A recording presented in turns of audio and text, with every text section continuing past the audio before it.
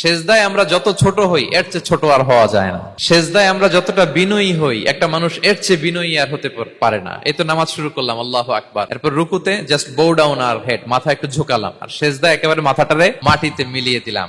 তার মানে আমি চলে গেলাম আসফালে। আসফাল মানে সবচেয়ে নিচে, আর সবচেয়ে নিচে যে আমি ঘোষণা দিলাম সুবহান রাব্বিয়াল, মানে হে রব, আপনার প্রশংসা, আপনার পবিত্রতা, আপনি আলা। আল্লাহ, আমি আর নিজেকে এর চেয়ে তুচ্ছ করতে জানি না, এর চেয়ে ছোট আর করতে পারি না। আমি আমার নিজেকে উজাড় করে দিলাম, সবচেয়ে ছোট, তুচ্ছ, নগণ্য করে আপনার সামনে উপস্থাপন করে আমি ঘোষণা দিচ্ছি সুবহান রাব্বিয়াল আলা। পবিত্রতা সেই রবের যিনি আলা, সর্বোচ্চ।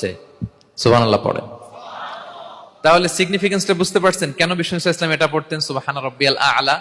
কারণ আমি থাকি সবচেয়ে আসফালে, নিচে, আর তখন আমি ঘোষণা দেই glory be to Allah the most high, the most high, the most high আলা। আল্লাহ, আমি একেবারে নিচে কিন্তু তুমি হচ্ছে আলা।